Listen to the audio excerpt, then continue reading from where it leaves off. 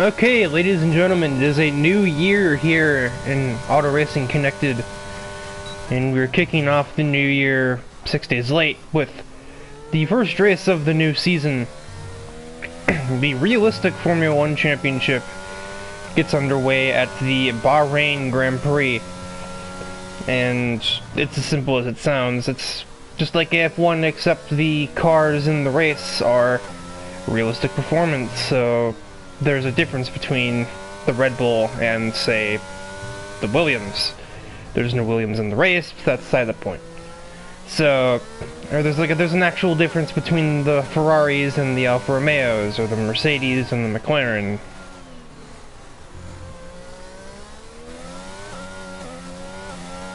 So it'll be an interesting, more like test than anything.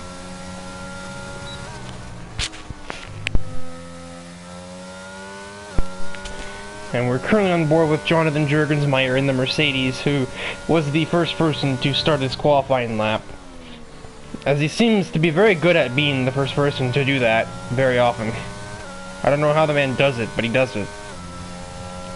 As he heads up to the final turn, he is in one of the three competitive vehicles here in the realistic championship. And his lap time is going to be a 30.05. We're looking at 28 here in qualifying, so there's obviously room to grow from here. And there's a 29 from AJ Knickel in the Ferrari, which that just looks weird, I can't lie. I got too used to the cars people were in from last season, and seeing things like AJ Knickel in a Ferrari or Jurgensmeyer in the Mercedes just seems foreign at this point. Let's see here, for the drivers that are like noteworthy as being like new competitors here, or not necessarily new, but like with one, here's the, yep, there's a 28 one. Alright, over a second faster than everybody else already. This is kind of what I feared the second I saw that Nico Piche was in a Red Bull and not like, you know, something fair, like a Haas.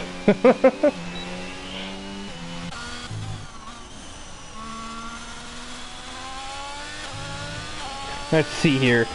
AJ's new teammate going into the season, as I have to get into the Discord to find their names.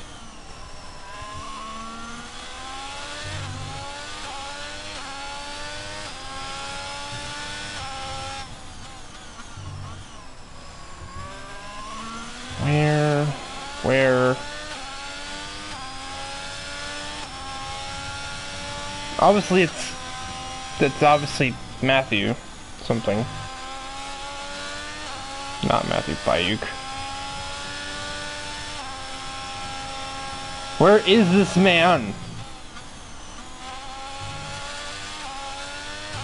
Matthew Daly. I think I knew that and I was just making sure. And he is AJ Knickel's new teammate. And the other debuting driver is the Haas of... I was told exactly how to say this name too, and I've already forgotten.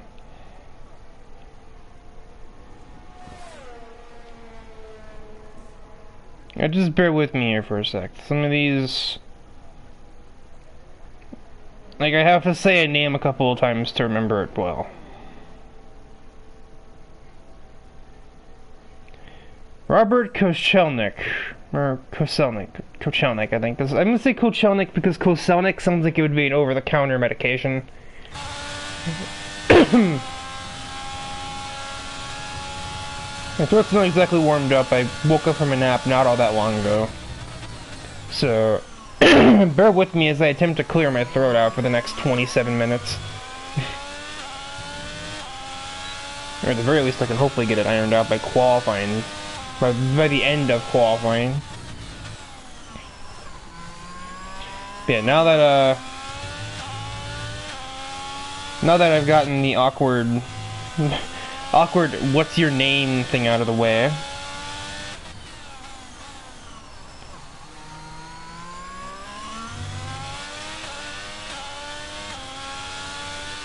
I'll have to write these down next week. Or for next week.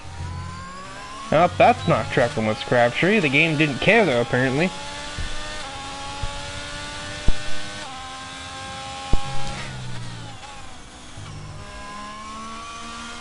I feel like me, oh, that's oversteer. Well, the game got back at you anyway.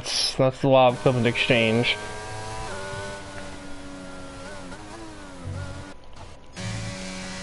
Poor Yoshi's on his way around on the actual lap, so we're right on board with him as he attempts to put in his first time of the session.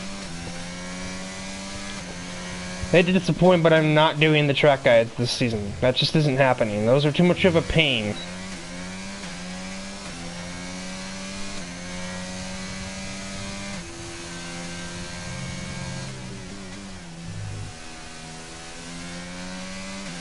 They're not like hard to do, they're just awkward.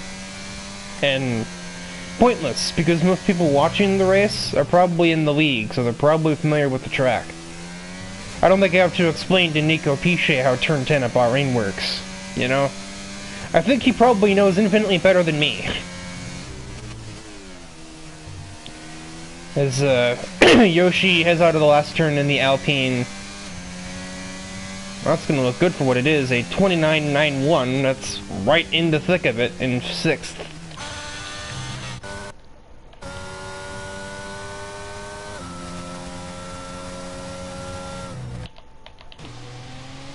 This Piche is on an outlap, which is always terrifying.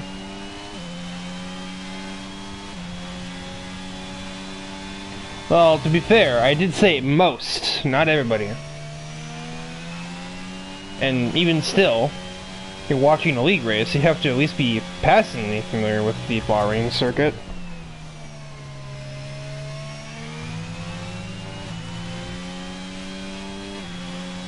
I'm also like a fool who forgot that I had like saved a picture of the roster and didn't look at that when trying to remember the names of the two new drivers.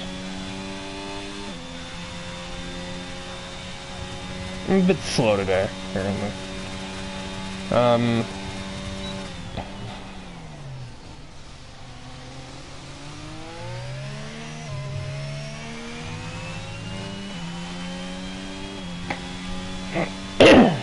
So let's watch the benevolent overlord make his way around the Bahrain GP circuit. The Bahrain circuit almost made his way around him. He almost flipped a curb there and spun. He managed to keep the car mostly planted as he heads into Sector 2. He might have some traffic, but it's not going to be too much of a problem.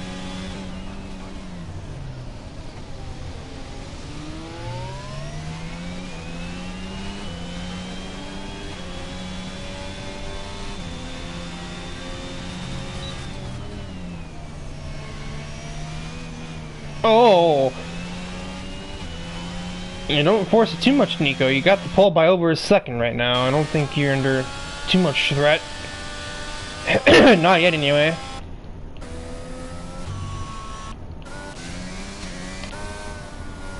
Nope, invalid. I'm gonna go ahead and assume that Dylan Thomas's 48.98 is not representative.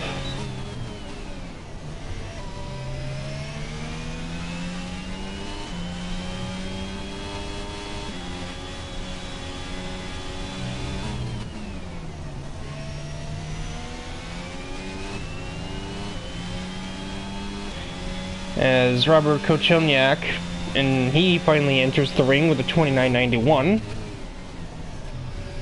For the last driver to set a lap, but not the last driver to set a representative one, as here comes Dylan Thomas to do specifically that, 30.18. I think Luke Allen and Tyler Crabtree are going to be faster than this, but I don't know by how much. Well, I'd hope Crabtree can do more than a 43. I would hope to God. Alfa Romeos ain't that slow.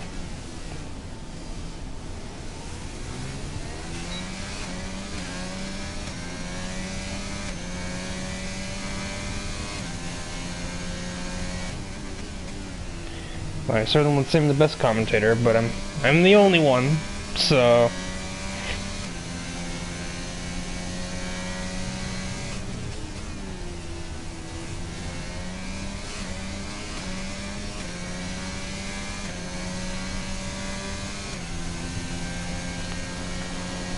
As Luke Allen heads into the final turn, let's see what lap he can run. It should be a little faster, but I couldn't tell you by how much. It's going to be a 30.5, so he jumps Andrew Davis. Tyler Crabtree is still loitering in the pit lane. Matthew Daly jumps his teammate by 7/100ths to get onto the front row alongside Piche.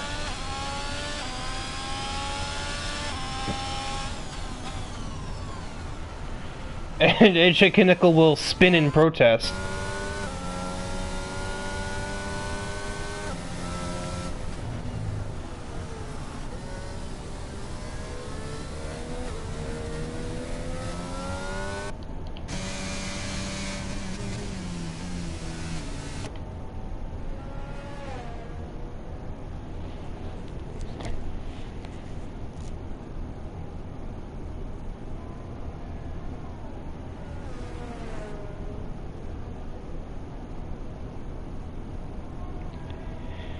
How do you join the league?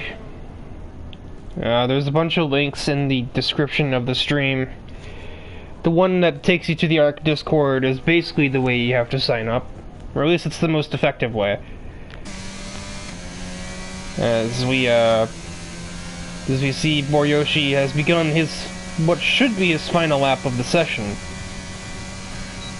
As, you know, down to within 5 minutes on the clock means that you're basically all looking... Everyone's basically looking at their final laps whenever they get around to making them.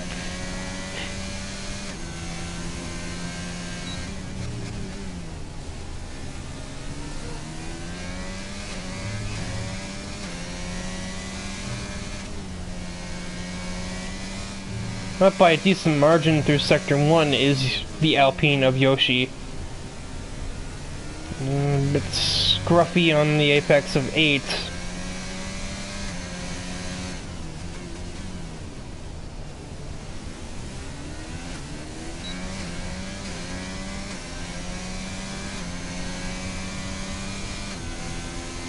As Nicholas Piche just begun his next lap, or no, he's about to. As the blue dot heading into the last turn. So what the margin for Yoshi is saying. He's up 4/10 almost. That would put him up to 5th if he can secure the bag and finish the lap on schedule. He's only got the last turn to manage. He's just about done, so we'll see if he runs the expected 29.5. Yes, that'll put him 5th on the board. Now let's watch what'll probably be the pole lap, if I had to guess. I say, totally not trying to commentator's curse.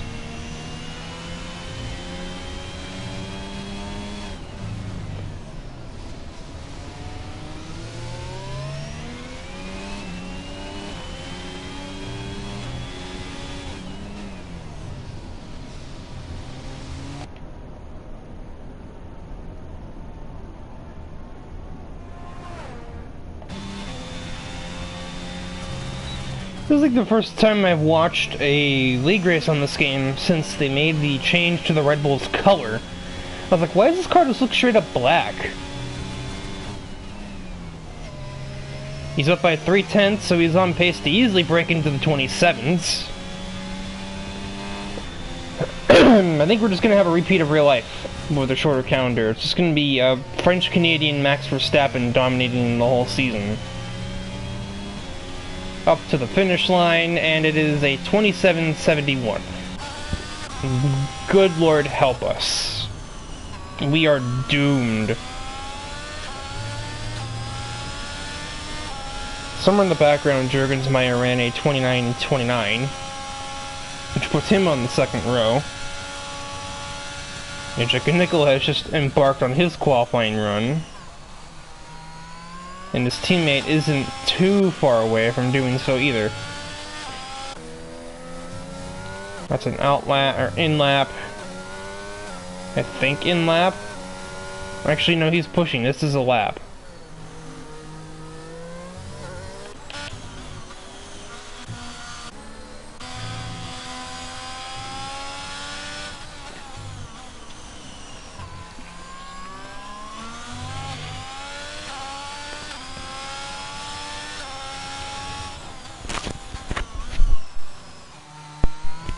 Ah.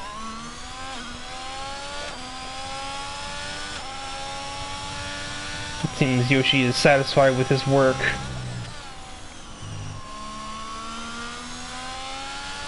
As is Jurgensmeyer. It's basically shaping up pretty much how I expected.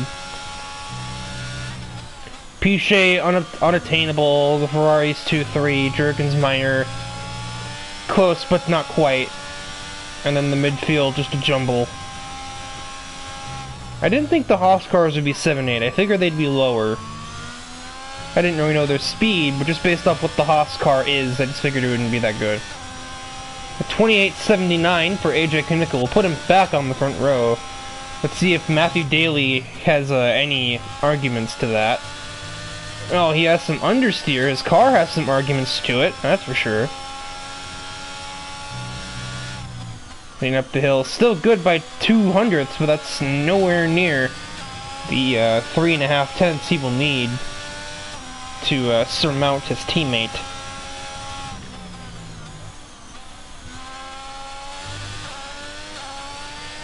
Last turn, it might be an improvement, but it won't really be much of one.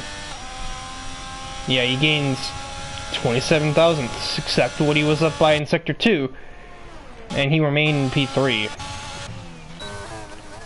Andrew Davis retires the car, or ends the lap anyway. And Luke Allen is the last driver to run his lap in the session.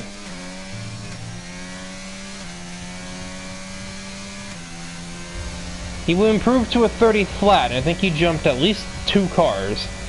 Yeah, he jumped exactly 2 cars. Andrew Davis was one of them, and I don't know who the other one was. I think it might have been Dylan Thomas. Yes.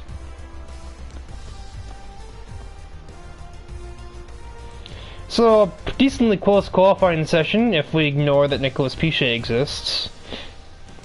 Why do we let him drive a Red Bull?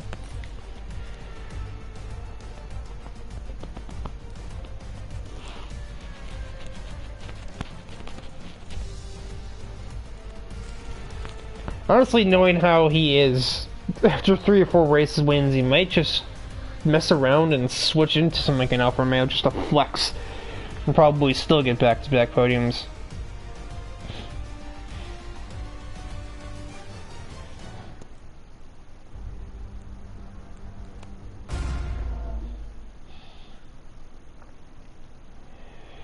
As we make our way into the race, I'm going to use the time that we are preparing for said race to blow my nose so I stop sniffling every 5 seconds.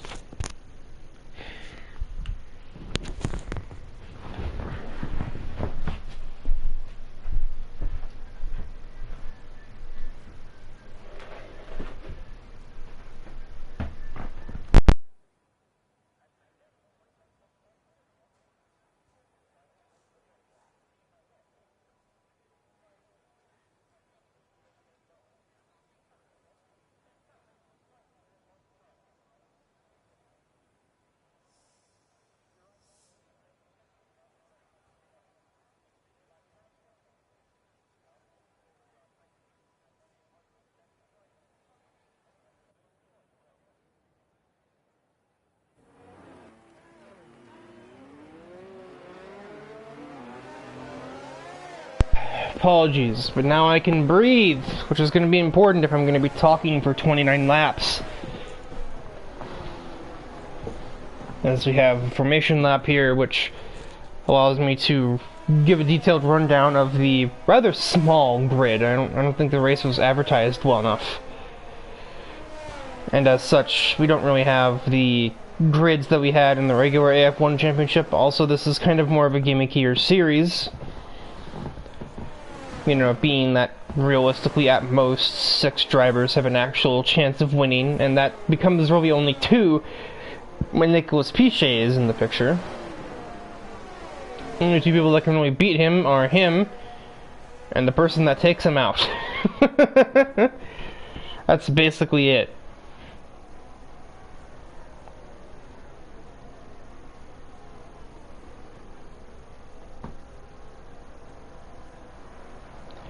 So we have Nico Pichet on pole, AJ Knickel alongside him.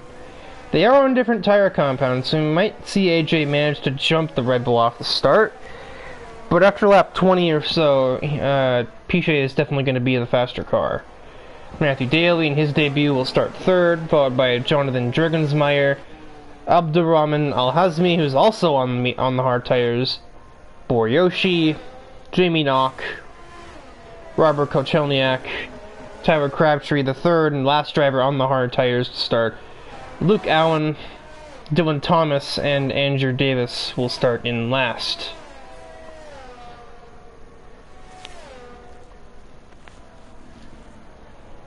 Those are a lot easier to do when I only have to read 12 names.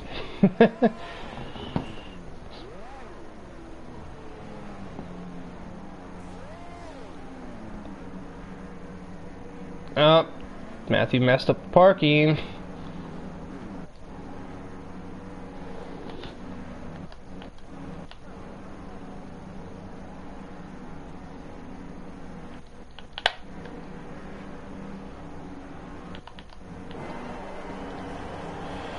And it's race, folks. 3, 4, 5 lights. Let's start the contest. Green from Bahrain to open the new season of AutoRacingConnected. Or new year, I should say. Just as well off. The camera's not moving away. Holy crap. There we go. Had to get all the way into the apex of 1. AJ Knickel has had an absolute shocker of a start. And Al-Hazmi has made full use of his start. Matthew Daly is going to try for the lead here on the outside of 4. He's got the better tires. Does he have the better skill? Not quite. Nico Pichet will manage to hold that off. Dylan Thomas also with the start of a lifetime, who's already gone up 6 places, but that's going to be relegated to 5 as Jurgensmeyer might find his way ahead. No, he won't.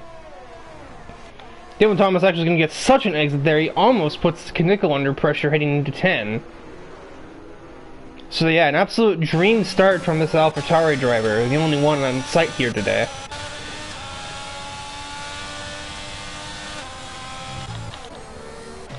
Yeah, so that's Knickel down 2, Hazmi up 2, and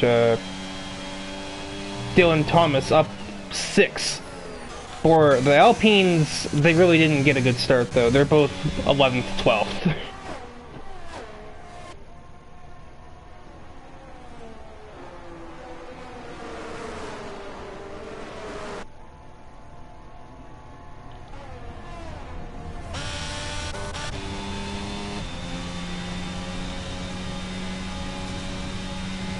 The intervals are having fun, as usual. AJ Knickel is going to try and take third back from the McLaren. They are basically making contact. I don't know how they didn't make more contact. Knickel has the better exit slightly, plus the better line. Dylan Thomas is going to follow Knickel through ahead of the McLaren. He might actually get that too. Bit of squeezing driving, but still a clean move. Dylan Thomas makes a well-executed, opportunistic move and puts himself P4.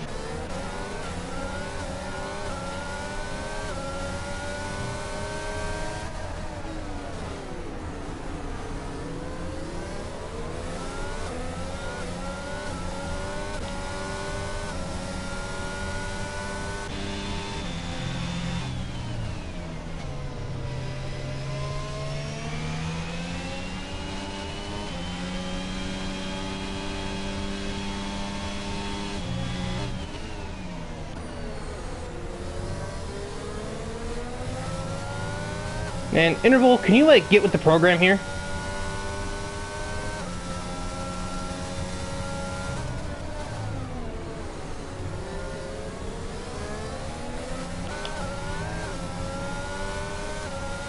We're on to lap 3. No DRS here though. You'll have to wait for the back straight for that. I think. Nope, we get it right here, actually. So here's Dylan Thomas's next test, to keep the McLaren behind. However, he had such a good exit, that may not be that much of a test. No, it isn't.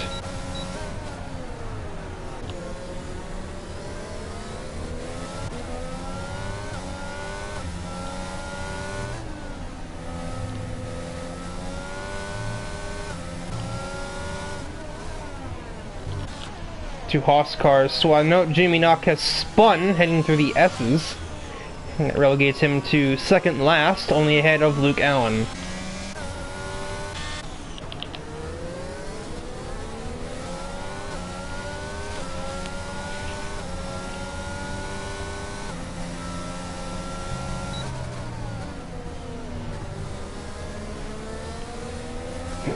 One thing to keep in mind though, Al Hazmi is he is on the hard tires to, well, basically everybody around here is mediums. And by that I basically just mean the two cars behind him and Dylan Thomas. And yet he's still able to keep pace with Thomas and stay ahead of Jurgensmeyer and Krashelniak with little issues. So by the end of the race, when he's going to be on the medium tires, he's going to be a force probably dominating the midfield with any luck. He's going to get alongside the AlphaTauri here. Can he stick the move and be on his merry way? Dylan Thomas continues to fight valiantly against his efforts.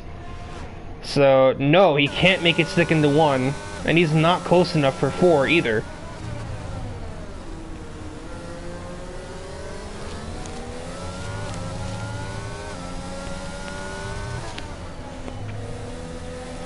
Dylan Thomas is making the 3rd best car look, or the 6th best car look like the 3rd best right now. Oh, goodness. Bit of close quarters combat from Al Hazmi. I can't say it's Al Hazmi in the Williams anymore because he's in a McLaren. I'm probably going to accidentally say that at some point anyway. Let's face the music.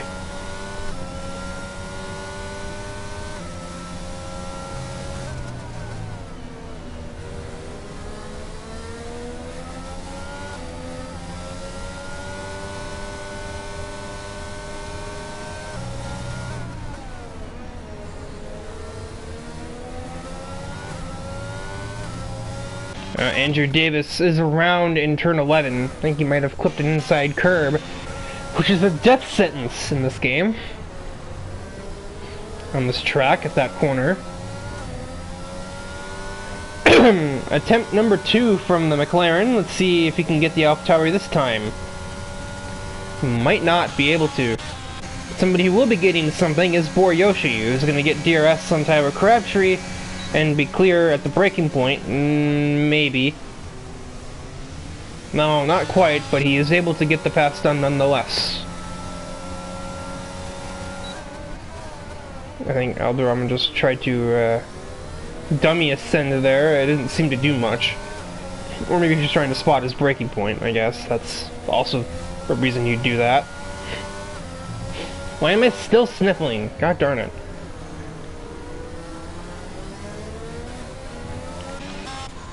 Piché is not pulled away from Matthew Taylor like I figured he would, although that's probably just because he's on the harder tires. So, give it 6 laps, and I'm sure Piché will be out of sight. But for now, we can administer the copium that, you know, maybe he's not that fast in race pace. No, he is. He's just on the worst tire. Oh, Dylan Thomas has finally cooked it out of turn 11, which is like surprisingly dangerous in this game compared to other corners. Everyone trusting the ghosting system right there. And suddenly his reign of commanding the midfield has gone tumbling downward.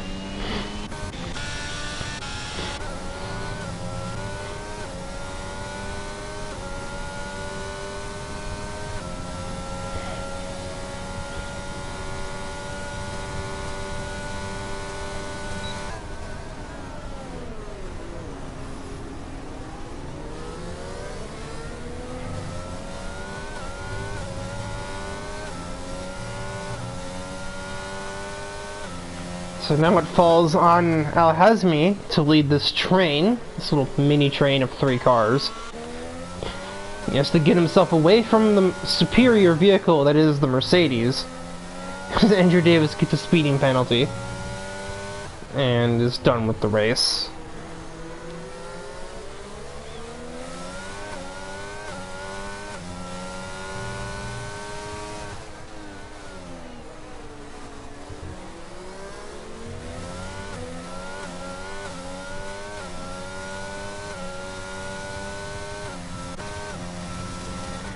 It seems Al-Hazmi is able to... He's not getting... Oh, never mind. He's not getting away from anything. His car is getting away from him, as a matter of fact. And he's going to be relegated back to whence... back to Dylan Thomas, just about. Well, not exactly, because he didn't get any damage. Luke Allen now finds himself in 9th, just basically off of not making any mistakes yet. That's, you know, caused him to face the wrong way. And only from that. So now it falls on Jurgensmeyer to... Well, this isn't even a train anymore, this is just Robert Kochelniak trying to keep up with the Mercedes in a Haas.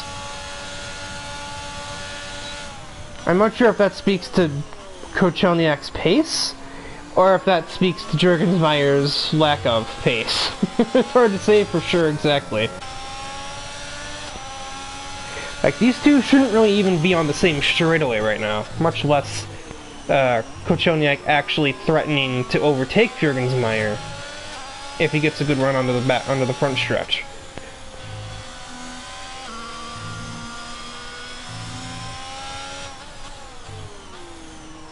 In the background, Al-Hazmi got back ahead of Luke Allen.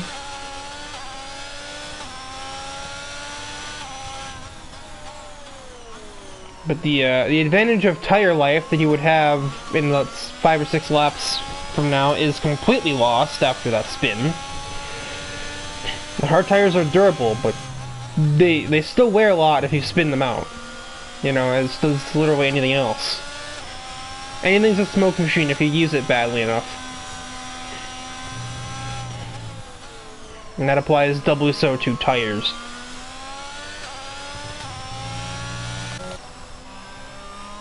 NASCAR has sort of caught up to his teammate. The game does not grant him DRS though, so you're gonna have to keep working on that.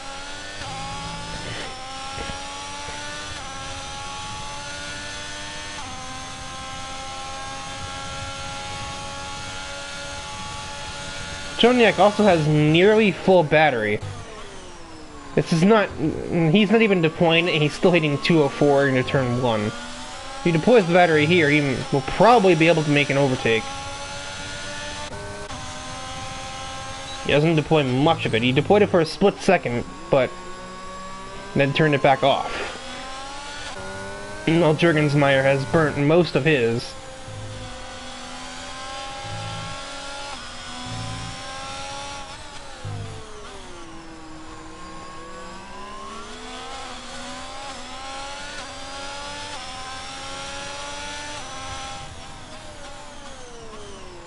This just leads to the kind of what-ifs of... What if Robert Kochelniak here had, like, a fast car? What if he was the other Mercedes? Would he be fighting with Matthew Daly and AJ Knickel, or would he even be able to give Piche a run for his money? We'll never know, because he's stuck in the third worst car on the grid, and he's still looking at third. Especially now that AJ Knickel has just made an error out of turn 12. Not quite brought them into the fold yet, but he certainly can't afford to do that again, obviously. In other news, the sky is black when there's no sun. In other news, there's DRS, the battery is now being in full deployment, and looks like Kochelniak is going to take that with no inconvenience whatsoever.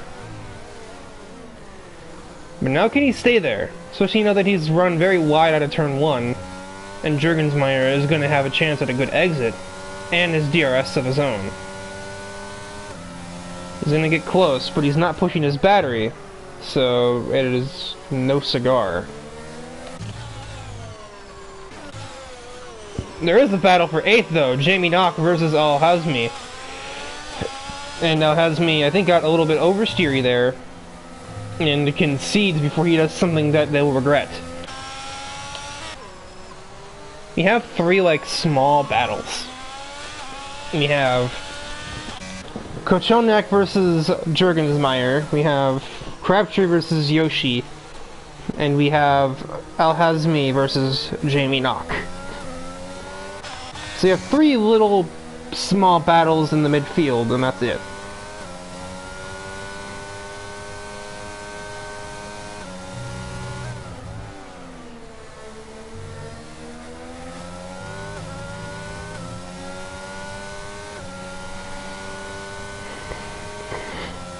This is getting mad annoying. Sniffling nonsense.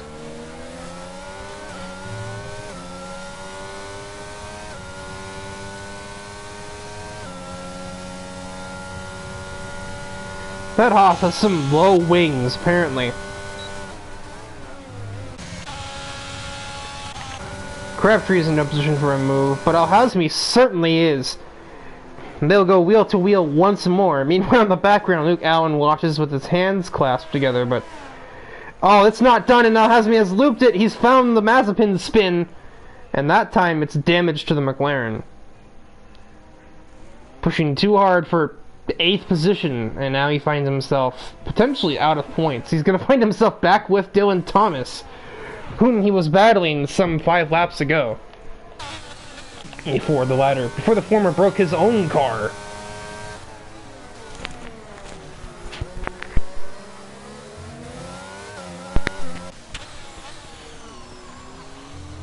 I feel like at this point I'm beginning to wonder if if the amount of fumbling around I gotta do to find the mute button on this mic, if it would just be quieter if I just coughed or cleared my throat.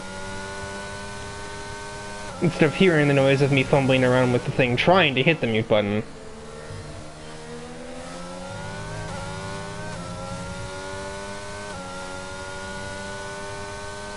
I hope for the sake of you viewers at home that my my bodily inconveniences aren't as annoying to you as they are to me, because holy cow, this is getting on my nerves.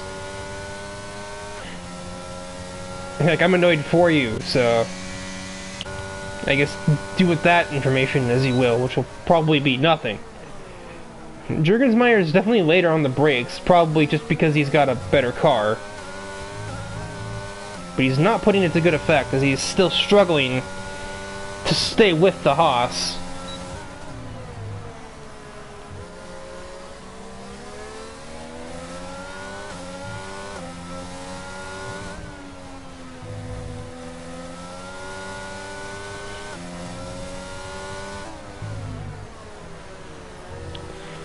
This is legitimately the only battle on the track, as actually Al-Hazmi finds himself well behind Dylan Thomas.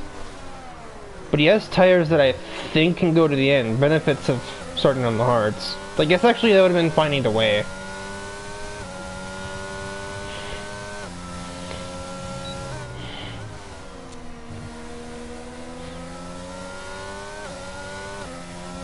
Yeah, this is the only battle on track. There are a lot of drivers that are like a second or just over a second apart. But that's not really a battle until they're within like 8/10. Like, all 4 of these cars are pretty evenly spaced out, each just over a second apart. But that's not close enough to battle for position. You have to be like about this range before you even think about it. Now, AJ Kinnickle, who makes the first pit stop that's scheduled for the whole race, he has tossed it in the toilet as he has received a speeding penalty.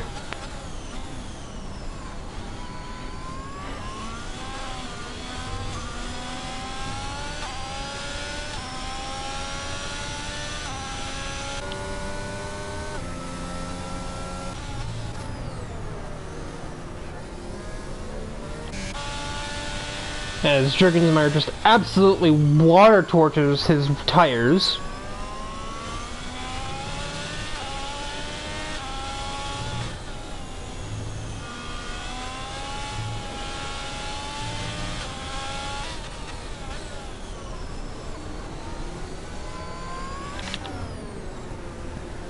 Oh, Jurgensmeyer is very close here. but Kuchoniak is able to just barely get a good enough exit that he will probably remain ahead of the Merc. Yeah. This straightaway is not long enough, and that braking zone's not heavy enough to really try much.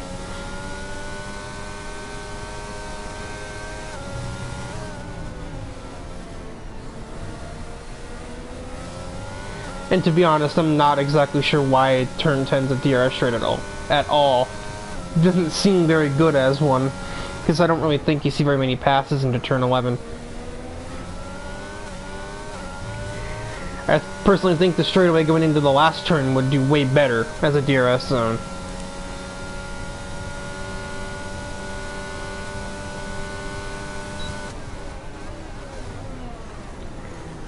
Jürgensmeyer is a good exit away from finally getting back into P3, but he hasn't gotten it. Kuchoniak is just driven out of turn 2 like a rocket ship, and he's gonna stay ahead for yet another lap.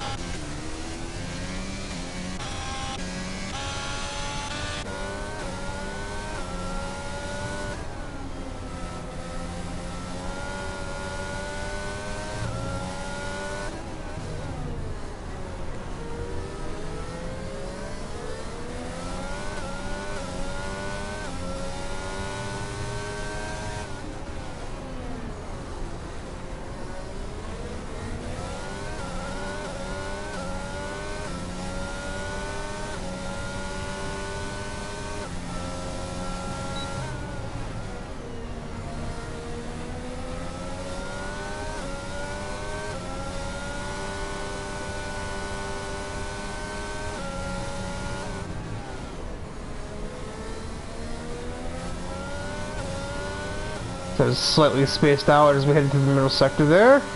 There's not a whole lot to talk about. It's only really a race when we're on the main straightaway or heading towards 4.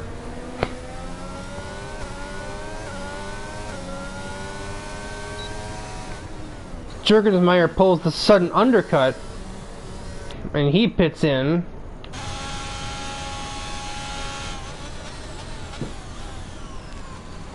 I would say Kuchoniak now has to respond to that, but like I think he was probably not far from pitting anyway, because I can't imagine his mediums have too much left to give. Yeah?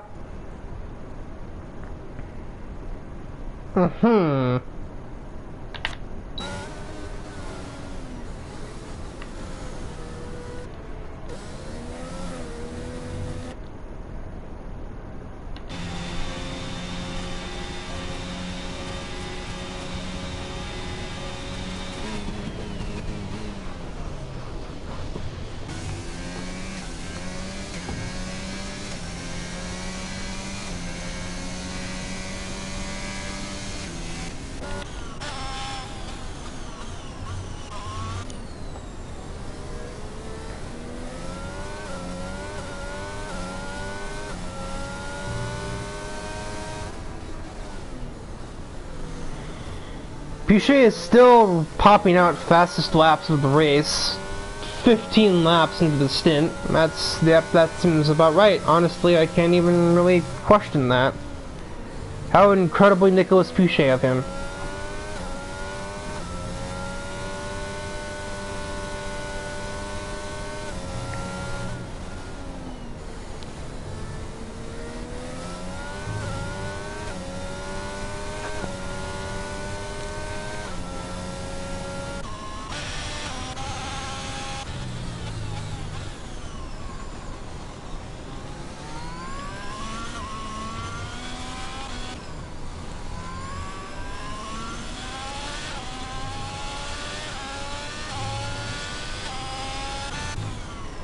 That's a terrifying set of data to read.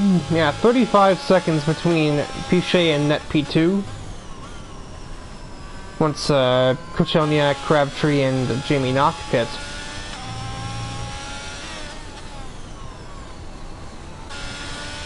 Pit delta here, I'm pretty sure is like 22 seconds or something like that. So, if that's correct, then Pichet is going to come out with at least a 10-second lead. And he'll be on the faster tires, so yeah.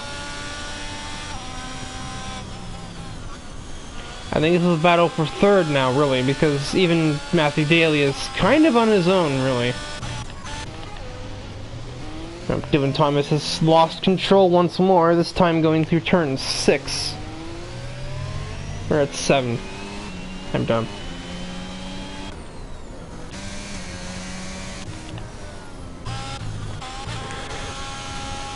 Kochoniak still elects to not pit.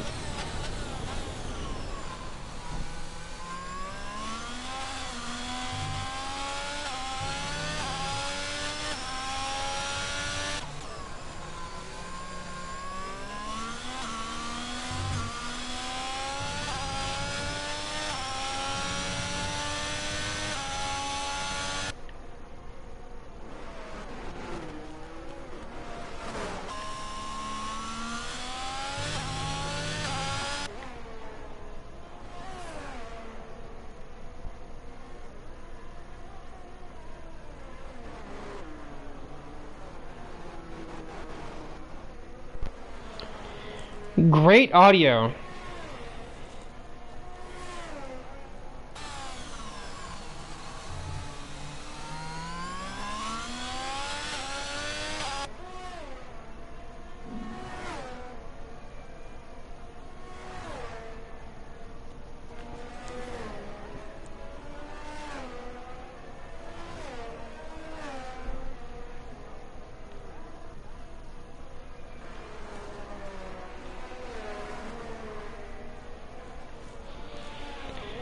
Yeah, there's nothing to say. There just is nothing until these cars pit, which of course Robert's not doing.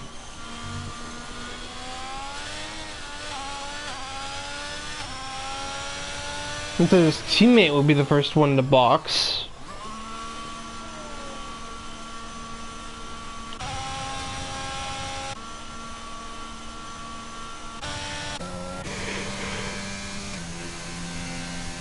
Which I believe will put him probably around Yoshi, if I had to guess. It's certainly shaping up as such.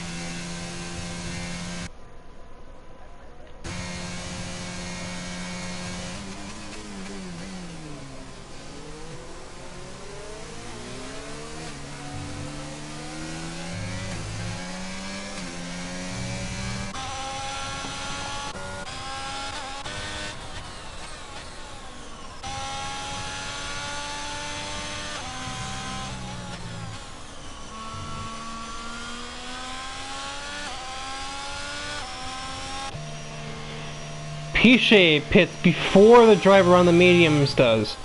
How on earth has this man kept these tires from just blowing up in his face? I don't understand.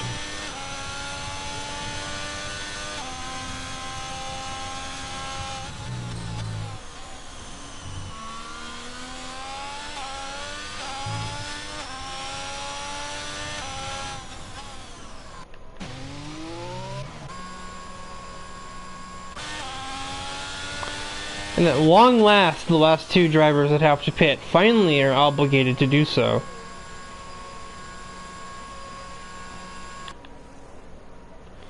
And Kochoniak is trying for the soft tires to the end.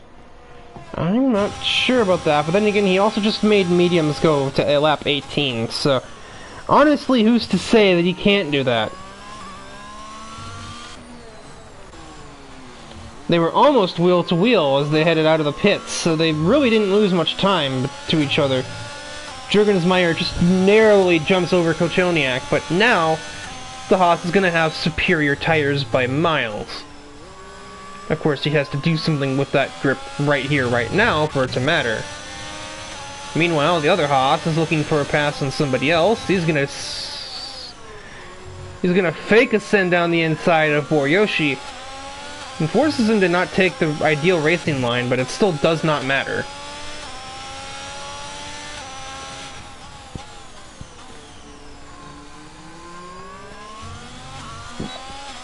So both the Haas cars are saving the commentator here, as we bring back that old term. The fake hashtag I coined for the act of, making a boring race less boring by battling for a position, be it required or not. The actual definition meant to involve that you're not required to fight them for it, usually because of a time penalty that would gift you the position anyway, but still wanting to have the battle and, you know, saving me the trouble of having to pretend that there is a race going on when, you know, if there actually is one going on. Robert's soft tires are definitely heated now, so it's just a matter of time, I would probably say. It's not going to be on this lap, though. A sin like that would be suicide. And probably homicide, too, let's face it.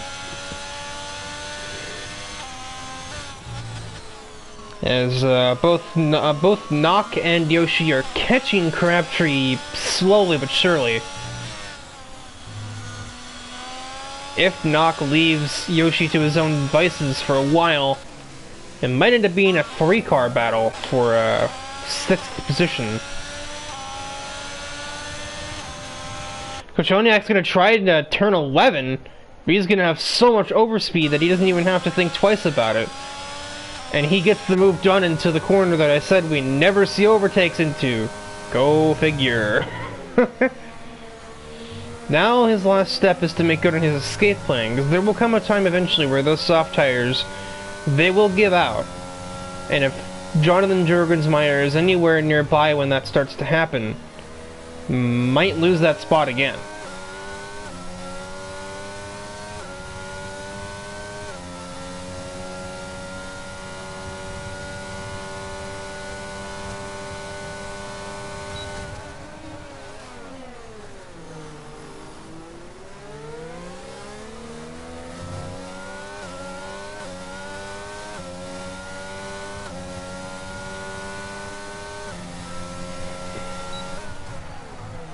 Jurgensmeyer is running to straightaways on this lap, so we'll see if Kochoniak can take advantage of that newly found cornering grip and make his way through, or make his way away. This has me take some unusual lines through turn 2 and 3. Ah, my controller! Just drop my controller. Professional commentary.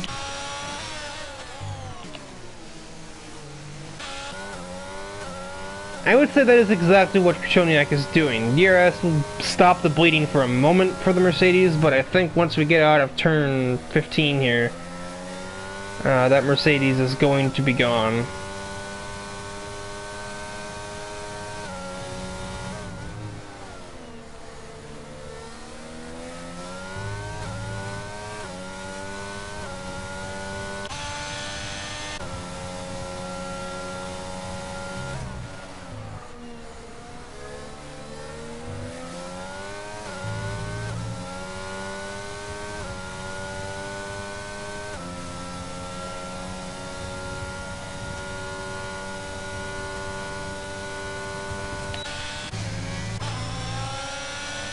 Oh, that's just gonna be elementary work there for Jamie Nock.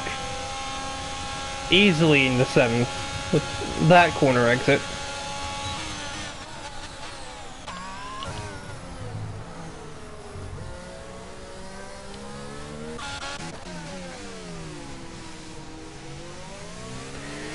And Al-Hazmi gets into 9th ahead of Luke Allen. He doesn't get much of a corner exit, so he's not going to be able to take the fight back to him either.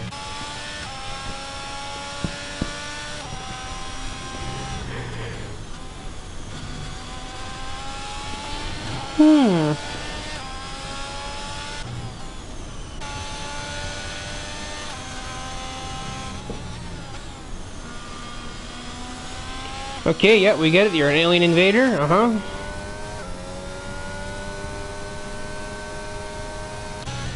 And just like that, Kochoniak has escaped DRS range. For the time being. Holy Craig! No, not Craig. That used to be a driver here.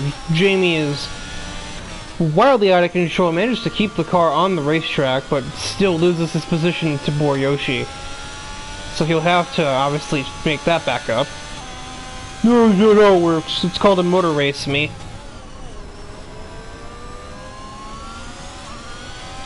In this automotive race, the goal is to race people. What a reveling concept.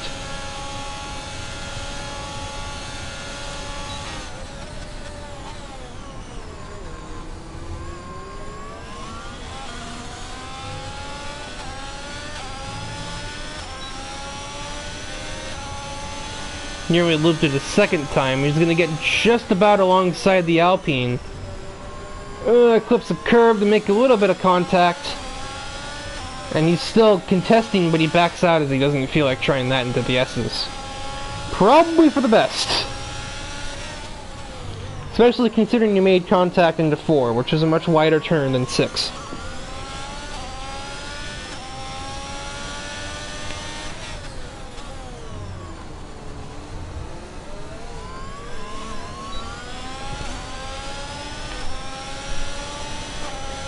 Got to run into 10, and we're going to see the second overtaking to turn 11 here. We're going to see an attempt, but Boryoshi's going to brake just late enough to keep that from happening. That's great.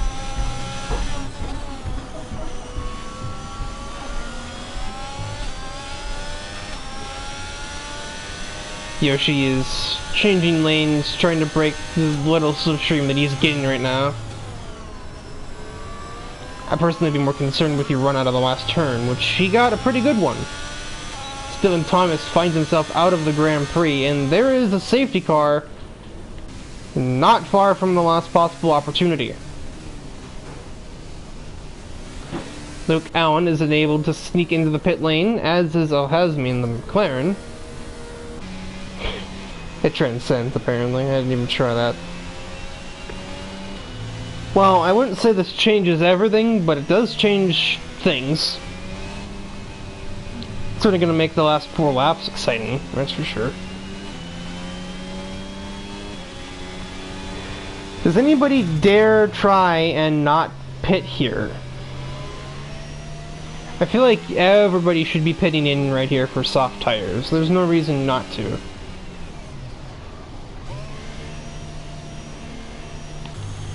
Yeah, there's certainly no reason for Piche not to, since he's 28.5 seconds ahead.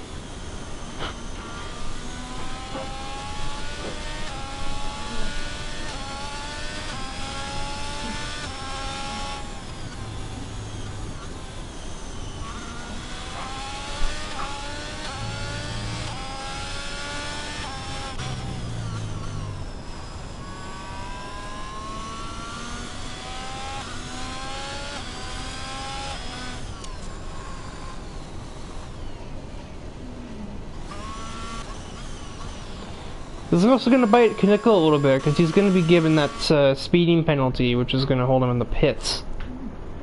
And that's going to allow Kochelniak to go ahead of him onto this pit stop. And Crabtree will also have a speeding penalty, but he won't even have a chance to have that removed. Kaneko also gets jumped by Jurgensmeyer in this. Meanwhile, had the race just ended as normal, AJ Kaneko would have ended up on 3rd. Now he's going to have to work for that a little bit. He can still get there, obviously, but it's going to be a heck of a lot more difficult now.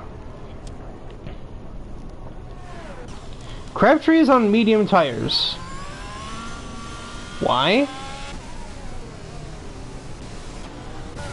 Literally every other driver is like, oh, softs.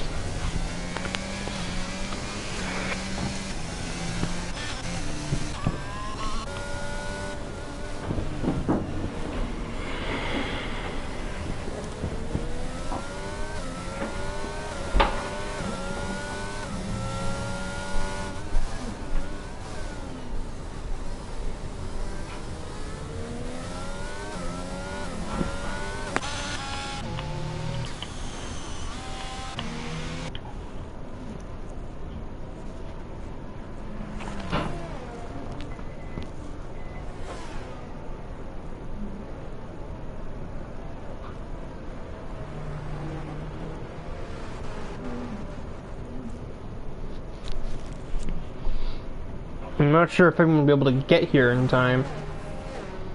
That's like, what is that, like 30 seconds that the cars at the very back will have to make. 45 actually, that the cars at the very back will have to make up under one safety car lap. I don't really know if that's going to happen.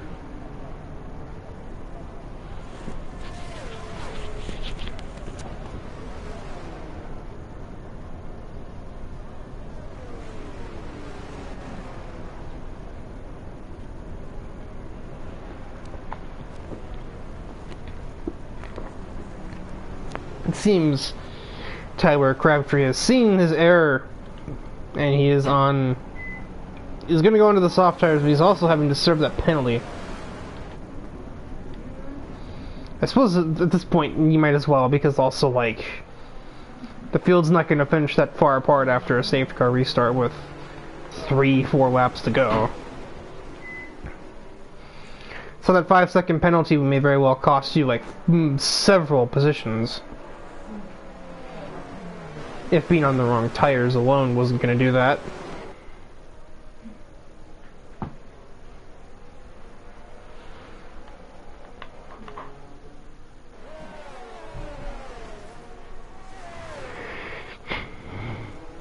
It's going to be pretty close with Al-Hazmi to make it in time, but I can guarantee you that Crabtree after his pit stop will not.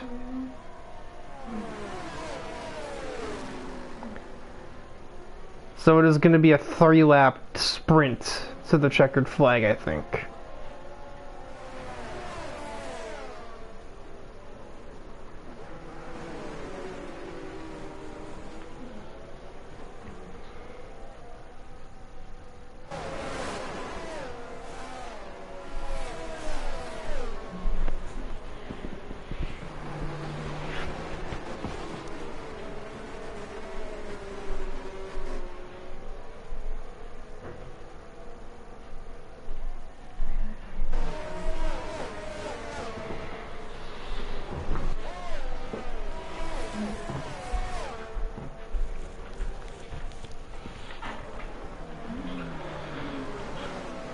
So everyone's on the same tires, everyone's gonna mostly have a charged battery, no one's gonna have DRS until the literal final straight, basically.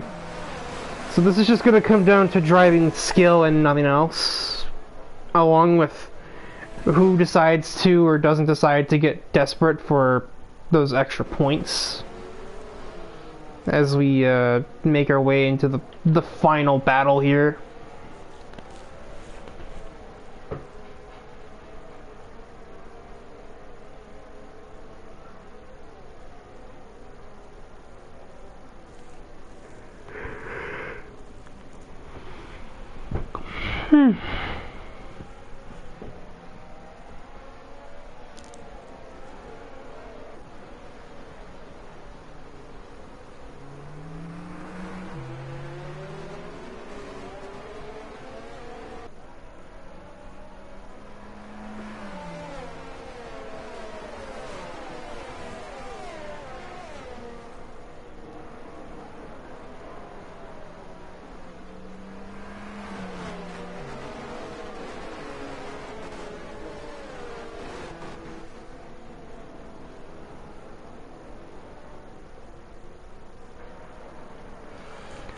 The safety car goes in on this lap. So, yes, it is a 3-lap run straight to the finish line. And I'm expecting probably some desperation moves here.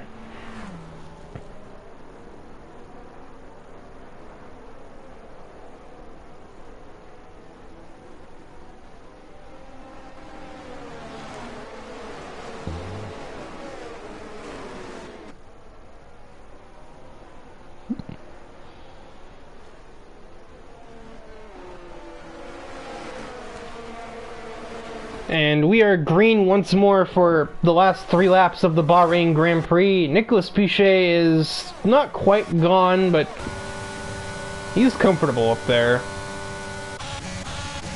Luke Allen has the best restart as he gets to the inside of Craig Knock. Nope, Jamie Knock. Darn it. But he doesn't get the move done. Actually, finds himself under threat from Al-Hazmi, but he doesn't get anything done either. And then because of that, now Tyler Crabtree is alongside the McLaren, and he might get something done. I'll be darned, he gets something done. He gets ahead of the McLaren.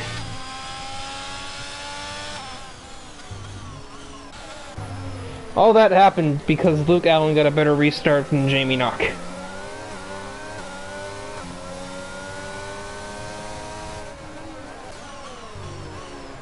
Ooh, whoa, that was a little close.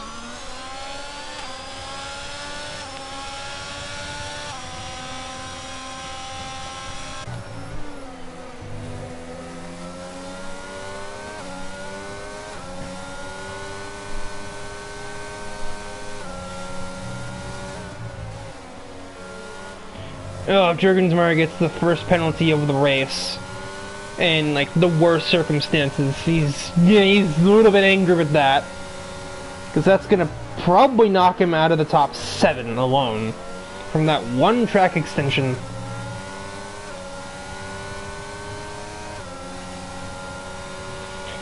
But he's still gonna try and get a podium on track here.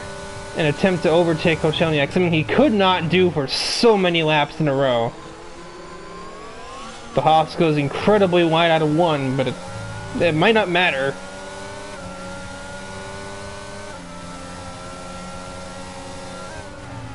Oh! There's some desperation. Even with a penalty putting him kind of out of contention, and now Jurgensmeyer just concedes, just in general.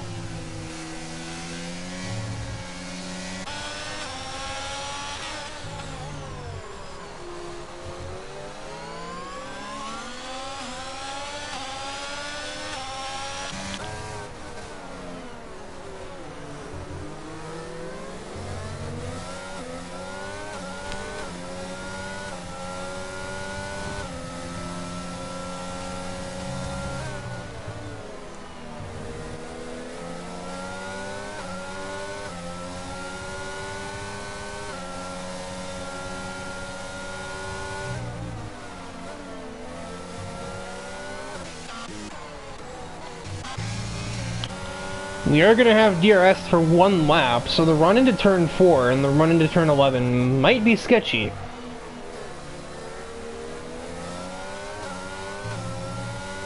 Especially if you're Robert right now, because AJ Knickel is going to be there going into turn 4. Although he's going to be there with not a whole lot of battery to his name, so... And some oversteer. Okay, yeah, never mind, no. Robert, I think, is pretty safe, especially if Jurgensmeyer decides he's gonna become a part of the show, which he is not.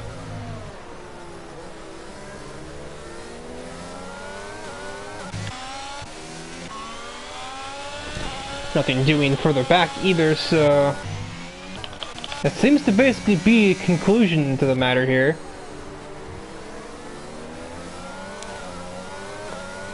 AJ Knickel with more oversteer yet. And Boryoshi's gonna try and take full advantage, get to the inside. Jurgensmeyer ahead is out of control. With 3 wide and there's only 1 car on the road on the corner exit of 10. Yoshi's still gonna get up alongside wheel to wheel with Knickel. Bunch of curbs, smacks into his wheels, that's a lot of contact. Knickel still powers through with the superior car, really, and gets back to 5th place. Did anybody else remember that this guy was here? Nicolas Piquet gains 5 seconds in 3 laps and wins the Bahrain Grand Prix by a lot. And quite a race for debuting drivers as Matthew Daly on his debut grabs P2, and Robert Kochelniak in a Haas will get onto the podium on his debut. And unlike normal, that's an actual Haas, not an equal car. Yeah, that's driver of the day from the Polish debuting driver, getting a podium in, at best, the 7th best car on the grid, and that's being generous.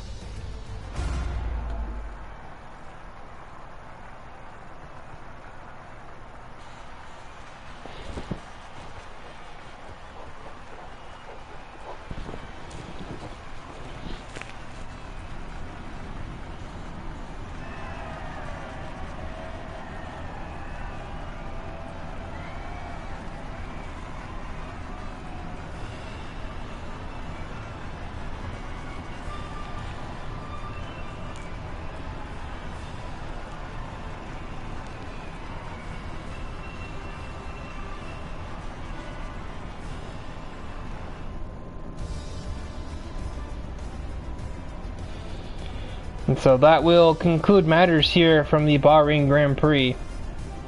We opened up the season with 2 upset podium sitters and a bit of last second contact here from the Bahrain International Circuit.